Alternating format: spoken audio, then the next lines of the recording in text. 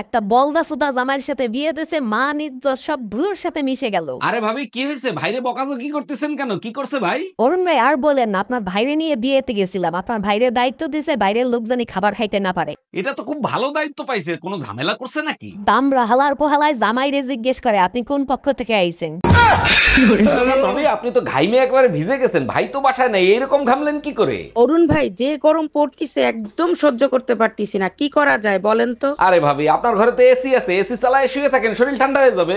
এবার current bill আসছে 10,000 টাকা, ওইটা দেখার পরে এসি ছাড়লে গরম আরো বেশি লাগে। এই তোমার ফোনে টুম্পা ভাবি ফোন দিছে।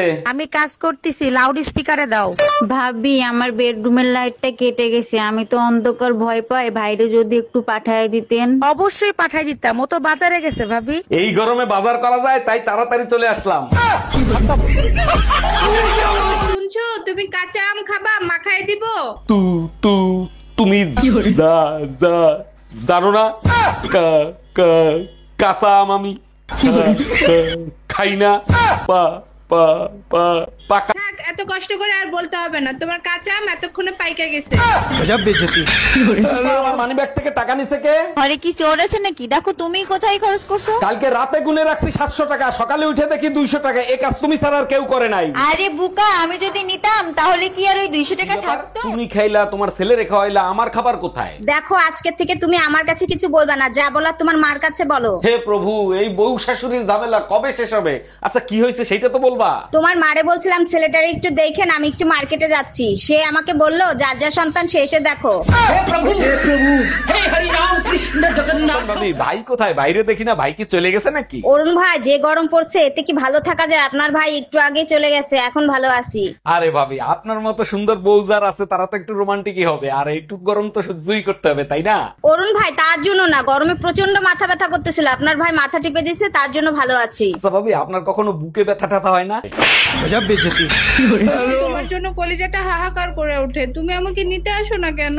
স্বামীর রক্ত না খাইলে তো তোমার আবার কলিজা ঠান্ডা হয় না, তাই কলিজা হাহাকার করে। দেখো, বাজে কথা বলবা না, তুমি আমাকে নিতে আসবা কখন সেটা বলো। দেখো তুমি একা একা চলে আসো, কেউ জেনে শুনে জাহান্নামে যাইতে চায় বলো? তুই শুধু একবার বাসায় আয়, তোরে এই জাহান্নামের আগুনেই পোড়াবো। ভাবি লিচু খাবেন? আমাদের গাছের লিচু অনেক মিষ্টি হয়। অরুণ ভাই, খাইতে তো ইচ্ছা করে, কিন্তু তার আগে বলেন আপনাদের কাছে কালা লিচুও হয় নাকি? এইসব কি বলেন? লিচু আবার কালা হয় নাকি? তা কালা লিচু কোথায় দেখলেন আপনি? আপনার কাছেই দেখছি, কালকে যখন আপনি লিচু পাড়তে উঠছেন তখন দেখি 2টা কালা লিচু ঝুলতেছে। ভাবি তোমারে খুঁজতেছে কেন? লাউডে দিয়ে কথা বলো তো শুনি।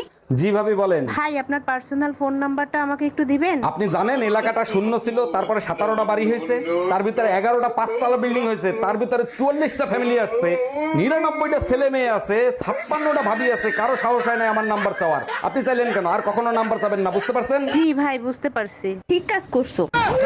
একটা জিনিস আমি লক্ষ্য করছি, আমি যখন হাসি তখন তুমি মনে মনে কি জানি চিন্তা করো। আচ্ছা তুমি কি চিন্তা করো বলো তো? দেখো, কিছু কিছু প্রশ্নের উত্তর না জানাই ভালো, তুমি সহ্য করতে পারবা না। আরে কি বলো, 25 বছর ধরে তোমার সহ্য করতেছি, আর একটা প্রশ্নের উত্তর সহ্য করতে পারবো না? তুমি বলো। তুমি যখন হাসো মনে মনে এটাই চিন্তা করি আমার ভিতর কি এমন কমতি রয়ে গেল যে তুমি এখন পর্যন্ত হাসো।